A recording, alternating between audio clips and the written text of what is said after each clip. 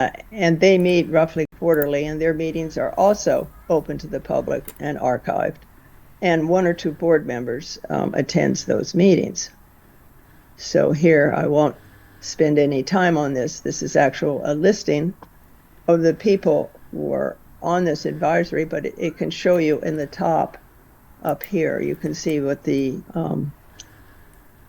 payers, hospitals, medical groups, physicians, etc. are. And here we have Carmen Comsty, who is there on the advisory committee as a representative of organized labor. Another person that you may recognize down is Anthony Wright from Health Access. So there are three major components of this Office of Healthcare Affordability. Their purpose is 1, to slow pending growth, 2, to promote high-value care, and 3, to assess market consolidation.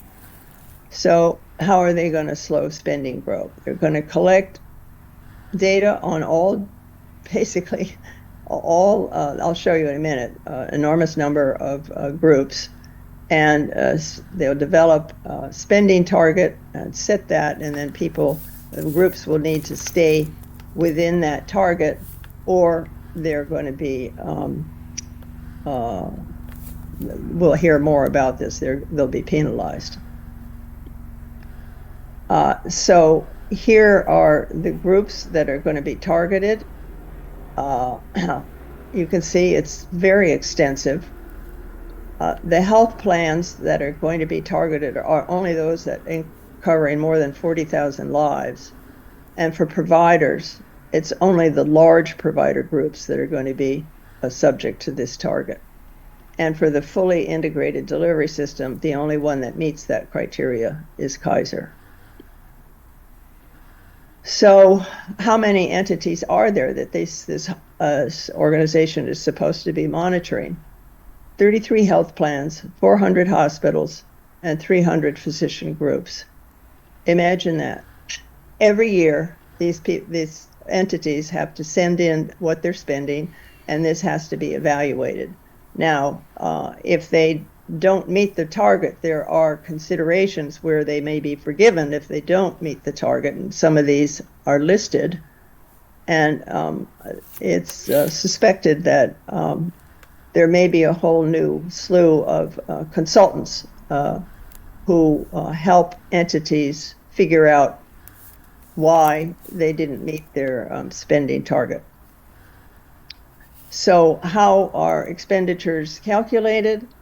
All the payments to providers, fee-for-service, the non-claims-based, the capitated things, cost sharing by members, including but not limited to co-payments, deductibles, and co-insurance. And I'm sure there must be expenses by individuals that aren't captured by this.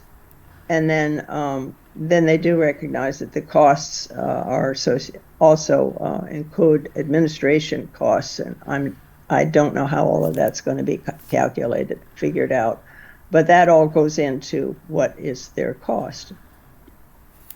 So, so needless to say that costs will be different depending on a population that you're treating. But they've decided at this point in time that they're only going to adjust for age and sex. And I know that people will think that that's not an adequate adjustment, but that's what they're doing for right now. Then the timeline it's already going into effect, basically. They're starting to collect data, and they say that 2026 will be the first year of enforcement, but a light kind of enforcement, but progressive enforcement won't begin until 2028. So what did they choose for a spending target?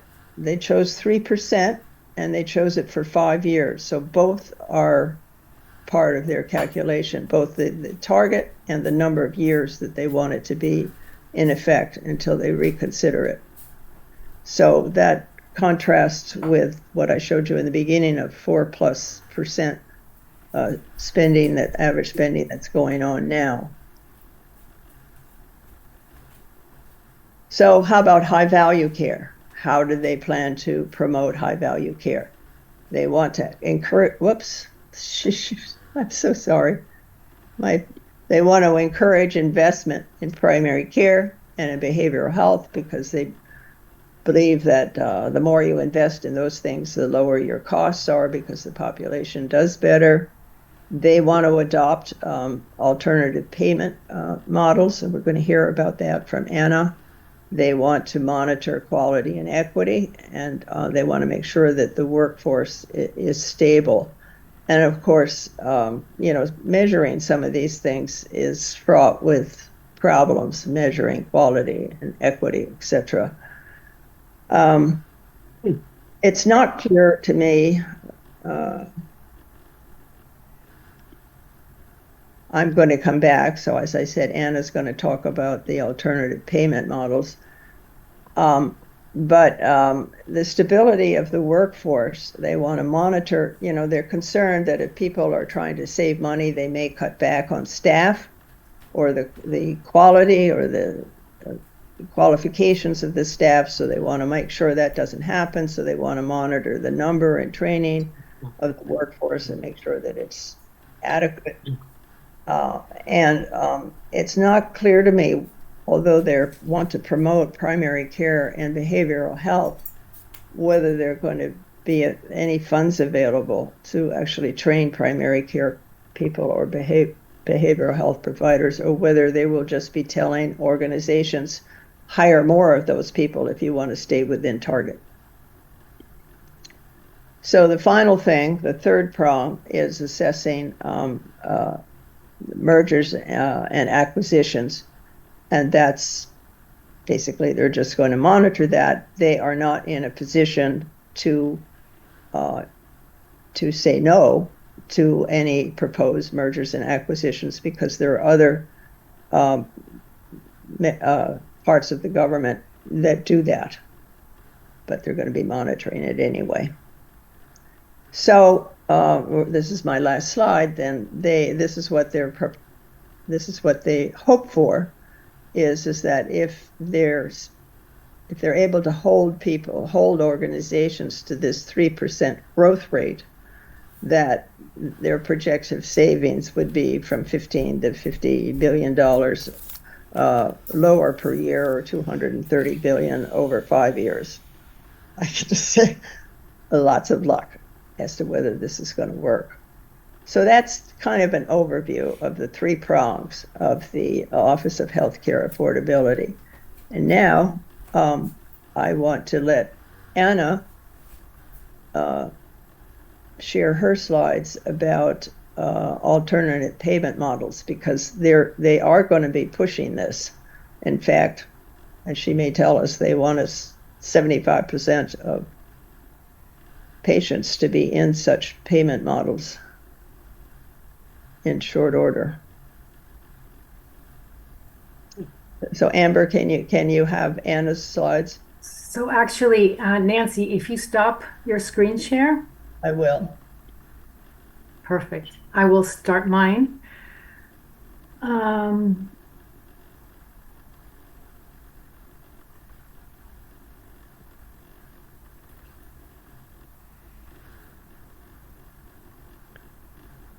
Okay. Well, that was great, Nancy. That was really, really good. I learned a lot. And I want to thank you for the opportunity to speak at the PNHP Health Policy Seminar this evening on valueless payment in California, the new hamster wheel from the California Office of Healthcare Affordability. I hope that's why you were laughing, not because This is a much abbreviated 10-minute presentation on value-based payment, and I'd like to leave as much time as possible for Carmen's presentations and for next steps.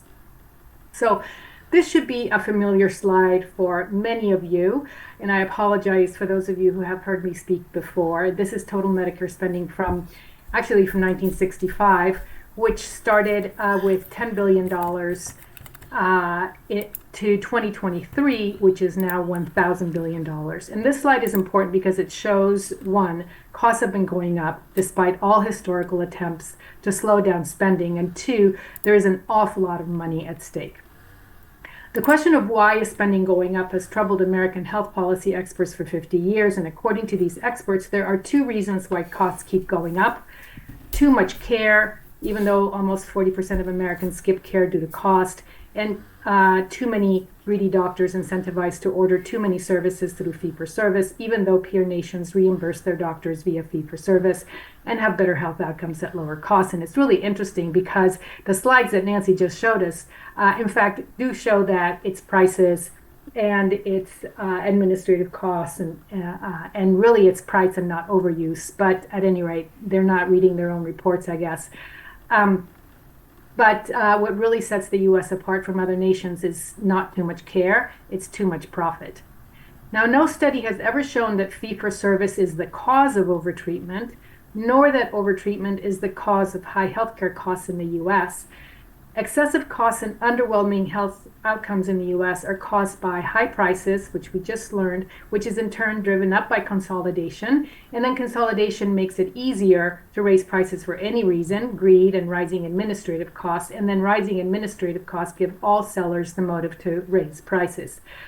However, experts at CMS, tasked with overseeing Medicare, believe the way to control costs is to insert a middleman to micromanage doctors' decisions, and to create barriers that make care more expensive, such as copays and deductibles, making Americans think twice before seeking care.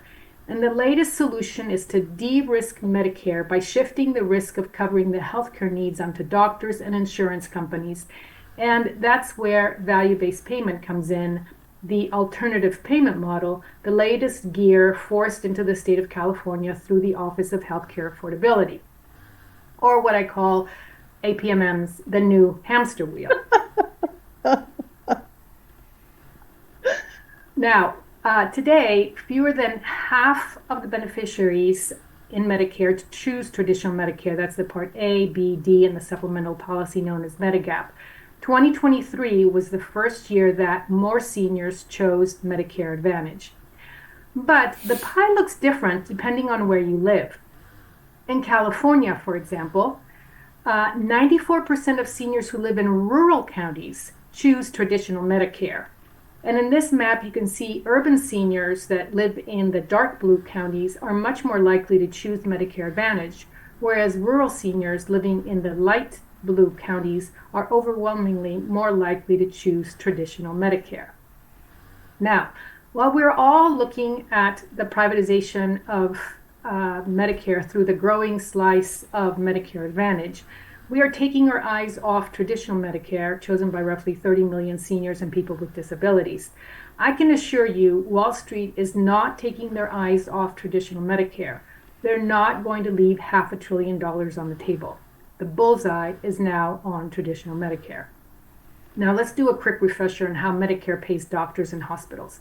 Under traditional Medicare, Medicare pays doctors directly, a fee for every service, also known as fee-for-service.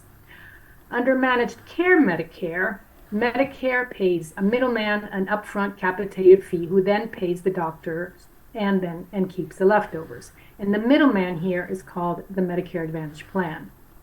Now, to save money for Wall Street, for Medicare, Medicare pays instead of now, CMS decided that now Medicare, instead of paying doctors and hospitals directly through fee-for-service, would do something called value-based payment. Pay a middleman an upfront payment who would manage the care of seniors and people with disabilities and then pay the doctor. This is known as value-based care. And the middleman would now be called an accountable care organization. Now, where did value-based payment come from? If you have the wrong diagnosis, you're going to get the wrong prescription every time, which is what the Affordable Care gave us. To lower spending and improve care, the ACA authorized value-based payment, really nothing more than managed care, in traditional Medicare through two pathways. One is the Medicare Shared Savings Program, through accountable care organizations who would now be the new middleman managing care in traditional Medicare. So that's the Medicare Shared Savings Program with the ACOs. And through the Center for Medicare and Medicaid Innovation, which is the CMMI or the Innovation Center, tasked with lowering spending and, if not improving, at least not worsening care through value-based models. There's only scant mention of the term alternative payment models in the ACA. In fact, only in reference to the community health insurance option, which I believe was the failed co-ops that went down in flames. But where APMs are mentioned a lot is in the Medicare Access and CHIP Reauthorization Act of 2015, also known as MACRA, which repealed the much maligned SGR, that's the Sustainable Growth Rate methodology, from the determination of annual conversion factors in the formula for payment for physician services. It created tracks for the Quality Payment Program and required CMS to establish value-based care models that link an ever-increasing portion of physician payments to value rather than to volume. And the two participation tracks were the Merit-Based Incentive Payment System, MIPS, and the Alternative Payment Models, or APMs, both of which involve levels of financial rewards and risks, except that APMs allow participants to assume greater financial risks. Now, many of you are probably familiar with MIPS scores, which determine Medicare Part B payment adjustments up and down according to how clinicians rate against their national peers. And I must say that I'm very thankful that I was a pediatrician and never had to deal with MIPS or APMs. Now, alternative payment models are value-based payment models. And all value-based payment models do three things. They all manage care. They all insert performance measures that financially incentivize doctors. And they all establish benchmarks or spending targets for every beneficiary. And they all have these shared savings. So how do these shared savings work? Let's take an example. Say Medicare gives value-based company Good Profit $12,000 to take care of Mr. Smith this year. If the Good Profit doctor only spends $300 for a well visit on Mr. Smith this year, Good Profit and the doctor save $11,700 and get to keep a certain percentage of that amount as profit. If, however, the Good Profit doctor spends $36,000 on Mr. Smith because he gets sick, Good Profit and the doctor owe Medicare $24,000, and how much they owe depends on the financial arrangement with Medicare. Value-based payment undermines the relationship between the doctor and the patient, making the patient ask, whose best interest does the doctor have, mine or the ACO? And you can see how easy it would be to select healthy patients, to drop sick ones, to deny care, anything to come in under that spending target, to upcode that target, and result in physician burnout. Now, according to CMS, the Medicare Shared Savings Program has over 450 ACOs covering 11 million beneficiaries, meaning that more than 1/3 of beneficiaries on traditional Medicare are now aligned to an ACO. Aligned really is assigned to an ACO through a participating primary care provider, often without the knowledge or consent of the seniors. And a recent study published in JAMA shows that ACOs resulted in net losses to Medicare of up to $1.4 billion over their 9-year study period. And the first ever published report card on the Innovation Center by the Congressional Budget Office showed that instead of saving Medicare money, which is their mandate, the innovation activities increased Medicare spending by $5.4 billion, and they are on track to continue to do so into their second decade. Now, despite lackluster results and threat to seniors, CMS aims to assign all seniors on traditional fee-for-service Medicare into an ACO by 2030. And that's why CMS must be salivating over the Office of Healthcare Affordability, because, as we heard, their primary responsibilities are to slow healthcare spending and enforce the spending targets, that 3% spending target. And the way that all providers will comply with that spending target will be through the adoption of alternative payment models, that is, through value-less payments. And how these savings will be achieved when this has never been achieved in the past is a mystery to me. And then finally, assess market consolidation. Now, the statutory requirements of the Office of Healthcare Affordability is to promote shift away from fee-for-service to alternative payment models and to set statewide goals for the adoption of APMs on or before July 1, 2024. And while they do not have the authority to enforce these standards, they hope that 75% of all members will adopt them by 2034.